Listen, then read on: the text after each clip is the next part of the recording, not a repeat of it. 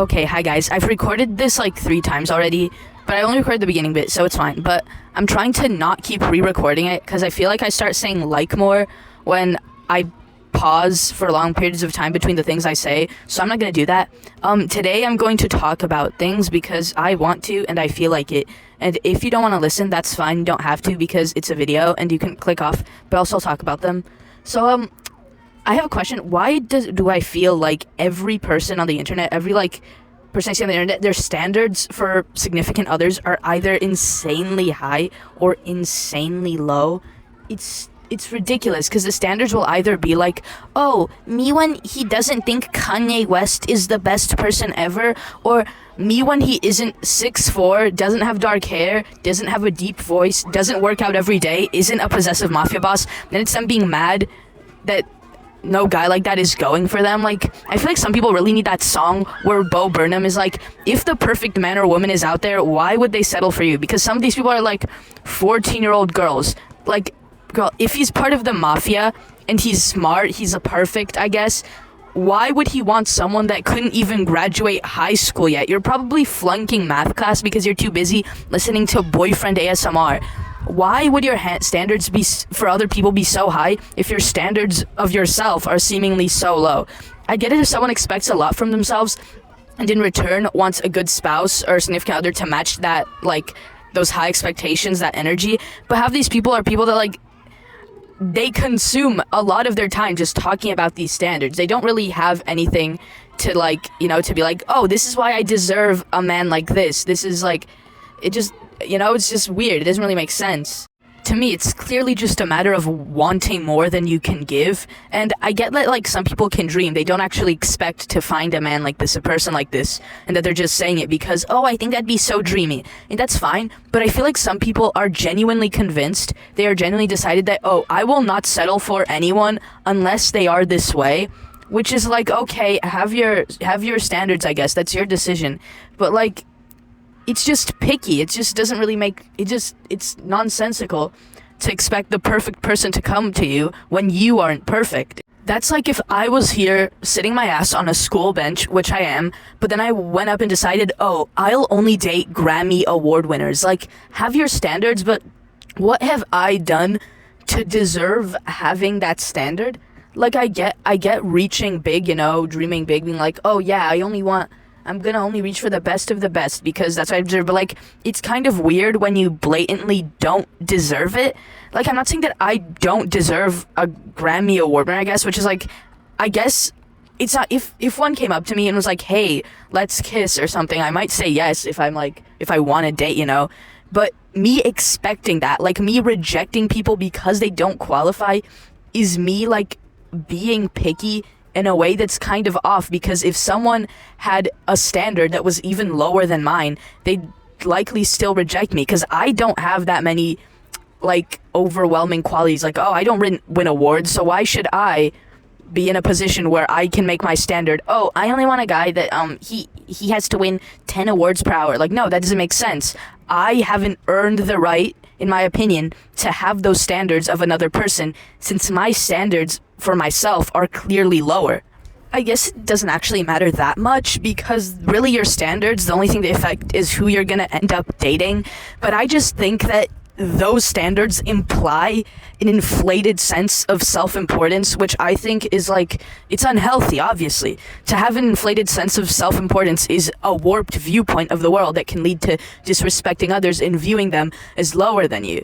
And it's for hypocritical reasons too often. Like, if my standard is that kind of implies that, not for everyone, for some people their standards are super high and they'll still like people that don't fit into their standards at all, but there's some people that they have high standards because they think that people that don't meet their standards aren't worthy. And that's especially weird when they don't meet their standards themselves. I think some people just have to, like, wake up and realize that they don't really deserve the perfect person that they're dreaming of unless they work to become just as perfect, or better at least, because some people are, like, out there, this is extremely rude, but in many ways failing in life and being like, oh, I only want to date the president of the United States, which is like, okay, go date Biden or something, but you need to, deserve it. Okay, I didn't mean to say Biden, that came out of nowhere, but, like, yeah, if you want to date someone powerful, you have to have, I think, a reason for why someone powerful would like you, you know?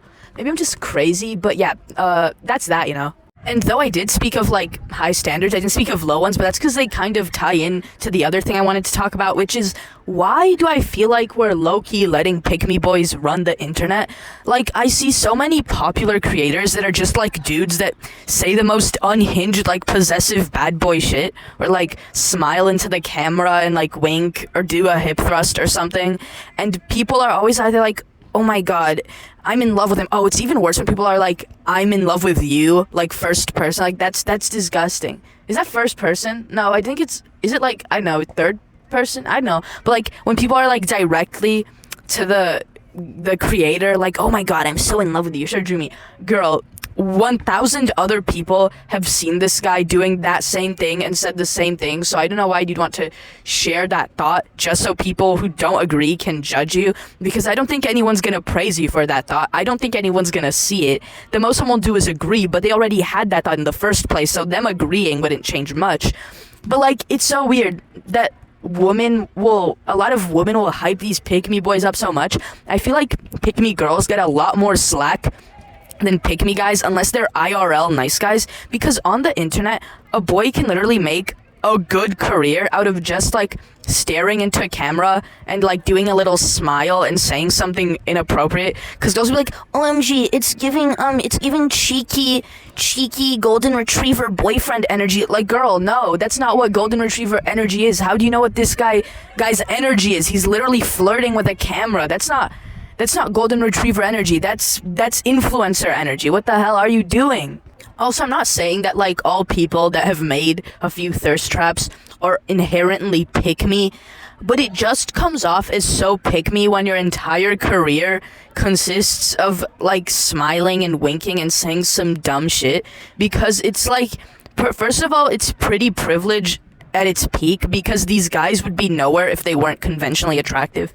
And second of all, it's just, a lot of them are pick-me's. You know those guys that will make those videos, like, you know that guy that makes those videos like, here's another disgusting secret about boys that they deeply despise if you knew. He doesn't say that. He just says something like that, though. That is the most pick-me shit you can do ever.